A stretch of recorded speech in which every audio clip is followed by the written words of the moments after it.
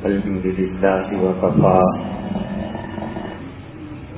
وسلام على عباده الذين اصطفى أما بعد.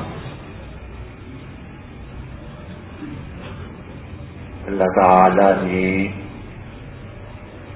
مال کے متعلق یہ کلیہ اور قاعدہ ارشاد فرمایا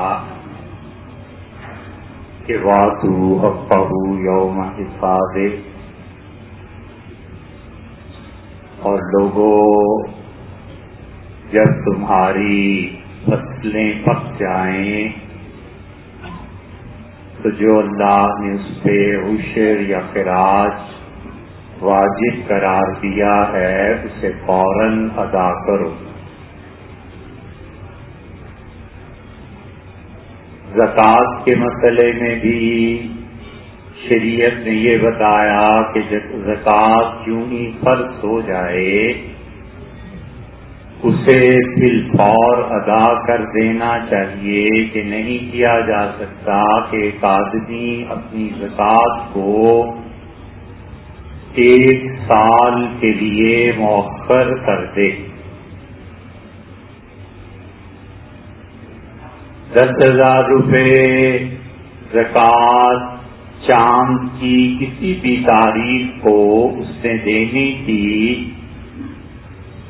تو یہ تو ہو سکتا ہے کہ انتظامی اعتبار سے وہ اس 10,000 کو الگ کر دے اور ہر مہینے آئندہ سال تک 1,800 900 کسی غریب کو دے دے. یہ جائز ہے، لیکن یہ نہیں کیا جا سکتا کہ اس 10,000 کو اپنے مال میں تجارت میں شامل رکھے اور پھر اس کے بعد ہر مہینے اس میں سے پیسے دیتا رہے. بالکل ایسے ہی جس طرح مال پہ زکوٰۃ فرض ہے، حضرت رسالت پناہ صلی اللہ علیہ وسلم نے ارشاد فرمایا کہ لوگوں تمہارے جسم کی بھی زکوٰۃ ہے. عرض کیا گیا اللہ کے رسول جسم کی زکوٰۃ کیا ہے؟ تو رسول اللہ صلی اللہ علیہ وسلم نے رمضان کے روزوں کے علاوہ نفلی روزوں کے متعلق فرمایا کہ یہ نفل روزے رکھو اور لوگوں یہ تمہارے جسم کی زکوٰۃ ہے. نفل روزے رسول اللہ صلی اللہ علیہ وسلم کتنے رکھتے تھے؟ حدیث میں آیا ہے کہ ایک آدمی آیا اور اس نے آتے ہی ایک ایسا سوال کیا جو بے ڈھنگا سوال تھا. شریعت نے سوال پوچھنے کے آداب مقرر کیے ہیں اور شریعت نے بتایا ہے کہ سوال اس سے پوچھا جائے جو جواب کا اہل ہے. اب ایک آدمی ہم سے جو آ کے پوچھنے لگے کہ مولانا صاحب رات کو سر میں شدید درد تھا اور سو نہیں پایا اور آپ کوئی دوا بتا دیں، تو ایسے شخص کی عقل پہ ماتم کے علاوہ کیا کیا جائے؟ اور کوئی آدمی ڈاکٹر سے جا کے پوچھے کہ ڈاکٹر صاحب یہ بتائیے کہ غلطی سے پانی پی لیا روزہ ٹوٹا یا نہیں، تو ڈاکٹر کہے گا کہ میرے بغیر آپ علاج کے لیے کسی دماغی ہسپتال میں جائیں. شریعت کہتی ہے سوال اس سے پوچھو جس کے متعلق تم یہ سمجھتے ہو کہ یہ جواب کا اہل ہے یا یہ کہ اس کا شعبہ ہے. نہ آئے جواب کوئی حرج نہیں. بڑے بڑے اچھے ڈاکٹر کبھی کہہ دیتے ہیں کہ بھائی یہ مرض میری سمجھ میں نہیں آتا، بالکل ٹھیک ہے. حقیقی اور پورا علم تو اللہ ہی کا ہے. اسی لیے رسول اللہ صلی اللہ علیہ وسلم ان سے کبھی سوال کیا جاتا تھا تو آپ فرماتے تھے لا ادری، نہیں معلوم. یہودیوں نے اصحاب کہف کے بارے میں پوچھا، ارشاد فرمایا وہی آئے گی تو بتائیں گے۔ تو اس آدمی نے آتے ہی بے ڈھنگا سوال کیا، تو شریعت اس سے منع کرتی ہے کہ کوئی آدمی سوال ہی خراب کرے۔ فون کیا، آپ کون بول رہے ہیں؟ اے صاحب آپ اپنا کہیے کہ میں فلاں بول رہا ہوں اور فلاں سے بات کرنا ہے، یہ ادب ہے اور طریقہ ہے۔ اب کون بول رہے ہیں وہ کس کھاتے میں بتائے کہ میں کون بول رہا ہوں، اور اگر وہ کوئی شخصیت ایسی ہے جس کو دن میں 50-100 فون آتے ہوں تو وہ کس کس کا جواب دے کہ جناب والا میں کون بول رہا ہوں۔ طریقہ یہ ہے کہ یہ بتائے کہ جناب میں فلاں بول رہا ہوں اور فلاں سے بات کرنا ہے، یا آپ آواز پہچان کے آپ سے بات کرنا ہے، یہ ہے۔ تو اس آدمی نے آتے ہی سوال یہ کیا رسول اللہ صلی اللہ علیہ وسلم سے کہ آپ کتنے روزے رکھتے ہیں؟ تو رسالت پناہ صلی اللہ علیہ وسلم کو اس سوال سے ناگواری ہوئی اور آپ کے چہرے مبارک پر غصے کے آثار نمایاں ہوئے، اور بہت جگہ یہ آتا ہے، اور رسول اللہ صلی اللہ علیہ وسلم کا کسی بات پر ناراض ہونا، اس کا مطلب یہ ہے کہ اس شخص کا ایمان خطرے میں پڑ جائے، کیونکہ ان کی خوشی میں اللہ کی خوشی ہے اور ان کی ناراضگی میں اللہ کی ناراضگی۔ رسول اللہ صلی اللہ علیہ وسلم تنہا اور واحد ایسے انسان ہیں جن کے متعلق اللہ نے بتا دیا کہ جو کچھ وہ حکم کریں وہ کرو، اور جس سے روکتے رک جاؤ، اس لیے کہ اللہ خود ان کا ضامن ہے۔ تو سیدنا عمر رضی اللہ عنہ بھانپ گئے، اور سیدنا عمر رضی اللہ عنہ انسانوں کا، لوگوں کا، رعایا کا، افراد کا مزاج بہت اچھی طرح جانتے تھے، اور سفر بھی بڑے کیے تھے، لوگوں میں ملے جلے بھی بہت تھے۔ پھر ان کا قبیلہ عربوں کے قتل کا فیصلہ کرتا تھا، قصاص پہ فتویٰ انہی کے قبیلے سے آتا تھا، اور مجرم قتل کیے جاتے تھے۔ تو قصاص کے معاملے میں، قتل کے معاملے میں دونوں کی سننا، تو انسانوں کا بہت تجربہ، پڑھے لکھے بہت سے سیدنا عمر رضی اللہ عنہ پڑھتے رہتے تھے۔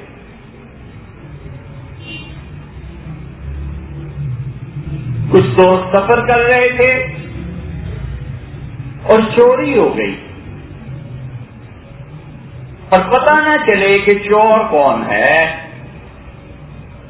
تو ایک بڑے ہی امین اور معتمد جو تھے، انہوں نے کہا امیر المومنین اس چوری کا سراغ لگانا ضروری ہے، بہت قیمتی چیز تھی اور ہم 5-6 ہی تو ہیں۔ اور پھر اس نے کہا کہ حضرت میرا خیال ہے کہ چوری فلاں نے کی۔ سیدنا عمر رضی اللہ عنہ نے حالات پوچھے اور پھر فرمایا کہ میرا بھی یہی خیال ہے کہ چوری کسی شخص نے کی ہے، اور فرمایا اس کو بلاؤ۔ تو انہوں نے عرض کیا کہ حضرت انہیں ہتھکڑی لگوا دی جائے۔ تو سیدنا عمر رضی اللہ عنہ نے ڈانٹ دیا اور فرمایا کہ جرم ثابت ہونے سے پہلے کسی شخص کو ہتھکڑی بھلا کیسے لگائی جاتی؟ مجرم کو وہ ابھی تو ملزم ہے نا، ملزم کو ہتھکڑی نہیں لگانے دیتے تھے، فرماتے تھے عزت میں فرق پڑ جائے گا اس شخص کی، جاؤ اور سادہ طریقے سے اپنے ساتھ سے لے کے آ جاؤ، جب اس پہ جرا ہو جائے گی اور ملزم کی بجائے مجرم ہو جائے گا تو پھر کچھ سوچیں گے، اس سے پہلے ہتھکڑی نہیں لگائی جاتی۔ یہ اسلام کے قوانین ہیں، کاش کہ اتنا ہی کوئی سمجھ لے اور رائج کر دے۔ 10 سال بعد فیصلہ ہوتا ہے کہ یہ آدمی بے گناہ ہے، اور اس عرصے میں اس بیچارے کی عزت خراب، پیسہ خراب، کیا کیا چیزیں ہوتی ہیں۔ تو بحث نہیں اس موضوع پہ. تو سیدنا عمر رضی اللہ عنہ بھاگ گئے کہ رسول اللہ صلی اللہ علیہ وسلم کو یہ بات ناگوار گزری ہے، اور انہوں نے عرض کیا اللہ کے رسول رضینا باللہ ربا وبالاسلام دینا وبمحمد صلی اللہ علیہ وسلم نبیا ونعوذ باللہ من غضب اللہ ومن غضب رسولہ. اللہ کے رسول ہم اس بات پہ خوش ہیں کہ اللہ ہمارا پروردگار ہے اور اسلام ہمارے لیے زندگی گزارنے کا طریقہ ہے، اور حضور صلی اللہ علیہ وسلم کو اللہ نے رسالت کے ساتھ مبعوث فرمایا، اور ہم اللہ کی پناہ مانگتے ہیں خدا کے غصے سے اور اس کے رسول صلی اللہ علیہ وسلم کی ناراضگی سے. اور اس جملے کو بار بار دہراتے رہے یہاں تک کہ رسول اللہ صلی اللہ علیہ وسلم سے اس غصے کا اثر کم ہوا. اور یہ وہ جملہ ہے جس سے لوگ بڑی غفلت برتتے ہیں، اور غفلت کی وجہ یہ نہیں ہے کہ آپ کا کوئی قصور ہے، عوام کا قصور ہے. غفلت کی وجہ اس منبر سے جو تعلیم ہونی چاہیے اس کا قصور ہے کہ ہم لوگوں کو بتاتے ہیں. ہر اذان کے ساتھ 5 چیزیں مستحب ہیں. حضرت رسالت بنا صلی اللہ علیہ وسلم نے فرمایا کہ جب تم اذان سنو تو وہی جملے دہراؤ جو مؤذن نے کہے. یہ پہلی چیز ہو گئی. اور فرمایا کہ دیکھو جب اذان پوری ہو جائے تو پھر دوسرا کلمہ پڑھو اور شہادت دو اللہ کی وحدانیت کی اور میری رسالت کی. اور تیسری چیز آپ نے فرمایا مجھ پہ 1 مرتبہ درود شریف پڑھو. اور چوتھی چیز آپ نے فرمایا میرے لیے اللہ سے دعا مانگنا کہ اللہ قیامت میں مقام محمود مجھے عنایت فرمائے. وہ اس کائنات میں ایک ہی آدمی کو ملے گا اور عین ممکن ہے کہ خدا میرا ہی انتخاب فرما لے. میرے لیے دعا مانگنا. اور فرمایا جو میرے لیے مقام محمود کی دعا مانگے گا میرا وعدہ ہے قیامت کے دن اس کی شفاعت ہم بھی کریں گے، ہم بھی احسان کے بدلے میں احسان کریں گے. 4 چیزیں. اور آپ نے فرمایا لوگوں جو اذان سن کر یہ جملہ کہتا ہے، یہ مسلم کی روایت ہے، اتنی پکی حدیث، چاروں کام یہ نہ کرے تو بھی اگر یہ جملہ بھی کہے تو بھی یہ فرمایا، اور چاروں سمیت یہ جملہ کہے. فرمایا یہ کہا کرو اذان سن کے کہ رضیت باللہ ربا، میں اس پہ خوش ہوں کہ اللہ میرا پروردگار ہے، وبالاسلام دینا، اور اسلام میرا دین ہے، اور محمد صلی اللہ علیہ وسلم خدا کے رسول ہیں. تو آپ نے فرمایا 5 مرتبہ آدمی یہ جملہ کہتا ہے غفر لہ ما تقدم من ذنبہ، اللہ کو اتنا پسند آتا ہے کہ اللہ کہتا ہے پچھلے گناہ اس کے سارے معاف کرو. اس نے 3 شہادتیں دی اور تینوں سچی. اتنی فضیلت ہے. سیدنا عمر رضی اللہ عنہ بار بار عرض کرتے رضینا باللہ ربا وبالاسلام دینا وبمحمد صلی اللہ علیہ وسلم نبیا. اور عرض کیا اللہ کے رسول آپ یہ فرمائیے کہ ایک آدمی، اب یہ ہے بات کرنے کا طریقہ اور ڈھنگ، کہ اللہ کے رسول ایک آدمی روزانہ روزہ رکھتا ہے عمر بھر، اس کے متعلق کیا ارشاد فرماتے ہیں فرمایا ما صام ولا فطر، نہ روزہ رکھا نہ افطار کیا. عادت پڑ گئی صبح شام کھانے کی. اس آدمی کے نفس پہ تو مجاہدہ نہ ہوا، نفس پہ تو بوجھ نہ پڑا. عرض کیا اللہ کے رسول اس آدمی کے متعلق کیا ارشاد فرماتے ہیں جو 2 روزے رکھتا ہے اور پھر 1 ناغہ کرتا ہے، پھر 2 روزے رکھتا ہے اور 1 ناغہ کرتا ہے. تو آپ نے فرمایا 2 روزے رکھ کے پھر 1 ناغہ کرنا، پھر 2 اور پھر 1 ناغہ، کس میں اتنی طاقت ہے؟ کوئی منع فرما دیا کہ نہ کرے، جسم کمزور ہو جائے گا. عرض کیا اللہ کے رسول اس شخص کے متعلق کیا ارشاد فرماتے ہیں جو بالکل اس کے برعکس کرے کہ 2 دن کھائے 1 روزہ رکھ لے، پھر 2 دن کھائے پھر 1 روزہ رکھ لے. تو فرمایا وزدت انی تو وقت، جی چاہتا ہے اللہ مجھے اتنی طاقت اور حکمت دے میں زندگی میں ایسے کروں کہ 2 دن کھاتا پیتا رہوں پھر 1 روزہ رکھ لوں. پھر 2 دن نازا کر لوں، پھر 1 روزہ رکھ لوں، جی تو یہ چاہتا ہے کہ اللہ مجھے اس کی طاقت اور ہمت دے۔ سیدنا عمر رضی اللہ عنہ کا اللہ کے رسول پھر یہ ارشاد فرمائیے جو 1 روزہ رکھتا ہے اور 1 چھوڑ دیتا ہے دن کو ناغا، آپ نے فرمایا یہ تو حضرت داؤد علیہ السلام کے روزے تھے۔ اور عمر سنو، روزہ رکھے آدمی ایسا کہ 1 دن روزہ رکھے اور 1 دن افطار کر لے، سب سے اچھی زندگی کی روٹین ہے، زندگی کا طریقہ ہے جو اللہ کو پسند ہے۔ اور آپ نے فرمایا سب سے زیادہ ثواب کی بات ہے۔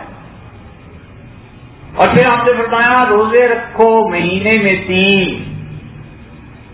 چاند کی 13، 14 اور 15 کو، جب رات بھی قمری ہوتی ہے، 13 کو روشنی ہوتی ہے، 14 کو زیادہ بڑھ جاتی ہے، 15 اور 13 روشنی کے حساب سے برابر ہو جاتے ہیں، تو فرمایا یہ 3 روزے رکھو، اور جس نے یہ 3 روزے 11 مہینے تک رکھے، اس سے تو پورا سال روزے ہی روزے رکھے، پورا سال اللہ کی عبادت، 10 گنا بڑھ جائے گا نا روزہ۔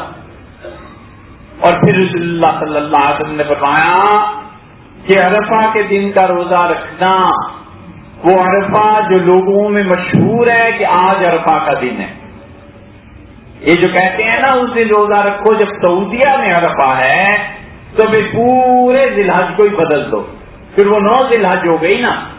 سعودیہ میں اس مرتبہ عرفہ کا روزہ ہوا جب ہمارے ہاں 7 ذی الحج تھی، تو 7 ذی الحج تھی تو 2 دن کا فرق پڑ گیا، محرم میں بھی 2 دن کو آگے پیچھے کر لو، پھر سارا سال ہی کرتے رہو۔ فرمایا جو عام لوگ کہتے ہیں کہ آج عرفہ ہے، اس میں روزہ رکھنا، اور اللہ سے امید ہے کہ تمہارا یہ روزہ 1 سال پچھلا اور زندگی کا اگلا 1 سال 2 سال کے گناہوں کو صاف کرا دے گا۔ اور پھر فرمایا لوگوں 10 محرم کا روزہ رکھنا، اور 10 محرم کا روزہ تو اللہ سے امید ہے کہ تمہارے 1 سال پچھلی جو زندگی گزری ہے اس کے گناہوں کی معافی ہو۔ اس لیے 10 محرم کا روزہ شریعت میں فرض تھا۔ سیدنا ابراہیم علیہ السلام کے زمانے میں فرض ہوا، اس سے بھی پہلے حضرت نوح علیہ السلام کو نجات ملی 10 محرم، اور اس 10 محرم کے دن حضرت موسیٰ علیہ السلام کو فرعون سے نجات ملی، اور وہ روزہ رکھتے تھے 10 محرم کا، یہ فرض تھا ان پہ۔ اور ابراہیم علیہ السلام کے دین میں سے جو باقی چیزیں آتی رہیں اور اسلام سے نہیں ٹکراتی تھیں، رسول اللہ صلی اللہ علیہ وسلم چاہتے تھے کہ ان پہ عمل ہوتا رہے، اور قریش خاندانی صدیوں سے ان کی روایت تھی کہ کفار مکہ 10 محرم کا روزہ رکھتے تھے، اور محرم کے آغاز میں اپنے والدین، عائشہ، اقربا، رشتے دار، بزرگ، ان کی قبروں کو جا کر ٹھیک کرتے تھے، مٹی ڈالتے تھے۔ آپ کو اگر یاد ہو تو شاید آپ نے اپنے بچپن میں یہ دیکھا، اب اگلی نسل تو کرے گی نہیں، اس لیے کہ دین ہی اٹھتا جا رہا ہے، نصاب میں ہی نہیں ہے، گھر میں ہی نہیں ہے، تربیت ہی نہیں ہے۔ لیکن اگر یاد ہو تو محرم میں جایا کرتے تھے قبروں پہ اور مٹی ڈالتے تھے۔ ابراہیم علیہ السلام کے زمانے سے تھا، صاحبزادی صاحبہ سے فاطمہ رضی اللہ عنہا جاتی تھیں، اور حضرت حمزہ رضی اللہ عنہ کی قبر پہ والد کے چچا تھے نا، ان کی قبر کو جا کر مرمت کرنا، مٹی ڈالنا، سب کچھ کرتی تھی۔ اور ممکن نہیں ہے کہ رسول اللہ صلی اللہ علیہ وسلم کو اور سیدنا علی رضی اللہ عنہ کے علم نہ ہو کہ صاحبزادی صاحبہ یا اہلیہ 4-5 میل بنتا ہے وہاں گئی ہیں اور قبر کو درست کیا ہے، کیسے ممکن؟ محرم میں یہ کام کرتے تھے لوگ، اور یہ کام کرنا ثواب کی بات ہے، اور محرم میں وہ روزہ بھی رکھتے تھے، اور روزہ فرض تھا۔ چنانچہ حضور صلی اللہ علیہ وسلم اس فرض روزے کو رکھا کرتے تھے۔ پھر مدینہ منورہ آئے اور اتنا شدید فرض تھا یہ کہ ایک دن فرمایا اچھا 10 محرم ہو گئی اور میں روزے سے ہوں، اور آپ نے فرمایا جاؤ اور اعلان کرو، یہ ہجرت کا پہلا سال تھا، آپ نے فرمایا بستیوں میں اعلان کرو کہ لوگوں جس نے آج 10 محرم ہے صبح سے کچھ نہیں کھایا وہ شام تک اب روزہ رکھے، اور جس نے کھا لیا ہے تو بھی شام تک روزہ رکھے، اب کچھ نہ کھائے اس لیے۔ اسی لیے عبداللہ ابن عباس رضی اللہ عنہ کہتے ہیں کہ میں نے رسول اللہ صلی اللہ علیہ وسلم کو کسی روزے کا اتنا اہتمام کرتے نہیں دیکھا جتنا اہتمام آپ 10 محرم کے روزے کا کیا کرتے تھے۔ اس لیے 10 محرم کو روزہ رکھنا پہلے فرض تھا، پھر رمضان آیا اور رمضان کے روزے جو فرض ہوئے تو یہ نفل کے درجے میں آ گیا، لیکن جب فرض تھا تو اس کا مطلب ہے اللہ کے یہاں اس کی بڑی اہمیت۔ حضور صلی اللہ علیہ وسلم اہتمام فرماتے تھے 10 محرم کے روزے کا، ہمیں بھی اہتمام کرنا چاہیے۔ اس وقت کھانا اچھا پکانا، اللہ کی عبادت کرنا، دن میں بزرگوں کو ایصال ثواب کرنا، اپنے گھر والوں کے ساتھ نیکی کا سلوک کرنا، یہ سب 10 محرم کو کرنا چاہیے، خیرات کرنی چاہیے۔ یہ بڑا معظم دن ہے اللہ کے ہاں۔ حضور صلی اللہ علیہ وسلم ویسے ہی فرماتے تھے کہ لوگوں جس دن گوشت پکاؤ اس دن ہنڈیا میں شوربہ زیادہ کر دیا، اس لیے حکم دیا شوربہ زیادہ کرنے کا کہ رشتے داروں کو بھیجا جا سکے، پڑوسیوں کو بھیجا جا سکے، لوگ اس ٹھنڈیا میں شریک ہو جائیں۔ تو رسول اللہ صلی اللہ علیہ وسلم نے 10 محرم کا روزہ ضروری قرار دے دیا تھا۔ پھر جب رمضان فرض ہوا ہے تو یہ فرض کی بجائے نفل ہو گیا، اور پھر آپ نے کہا کہ لوگوں آئندہ سال اچھا یہودی بھی روزہ رکھتے ہیں، اب کیا گیا جی یہودی بھی روزہ رکھتے ہیں، تو فرمایا آئندہ سال ہم 9 کو بھی روزہ رکھتے ہیں۔ یا تو مطلب یہ تھا کہ 10 کے بجائے آئندہ سے 9 کو روزہ رکھا کریں گے تاکہ یہودیوں سے مشابہت نہ ہو، اور یا مطلب یہ تھا کہ ہم 9 کا یا 11 کا اضافہ کر کے 2 روزے رکھیں گے تاکہ یہودیوں میں اور ہم میں تفریق رہے۔ لیکن اب نہ یہودی رہے روزہ رکھنے والے، نہ وہ چاند کے حساب رہے، یہودی بھی اپنے دین سے پھر گئے اور انہوں نے چھوڑ دیا، جس طرح ہماری آئندہ نسلیں اب چھوڑ رہی ہیں، اور یہی صورتحال رہی تو 200-300 سال بعد یہ بھی ایسے ہی ہو جائیں گے اگر عیسیٰ علیہ السلام نہ آئے۔ تو اس لیے اب وہ چیزیں رہی نہیں مشابہت کی، تو فقط 10 محرم کا روزہ بھی کافی، 9 کو نہ رکھے، 11 کو نہ رکھے، صرف 10 کو رکھ لے۔ تو رسول اللہ صلی اللہ علیہ وسلم نے 10 محرم کے روزے کے متعلق فرمایا کہ میں اللہ سے امید رکھتا ہوں کہ وہ اپنے لوگوں کی زندگی کے پچھلے 1 سال کے گناہ معاف کر دے گا۔ تو 10 محرم کو روزہ رکھنا چاہیے، اللہ تعالیٰ توفیق۔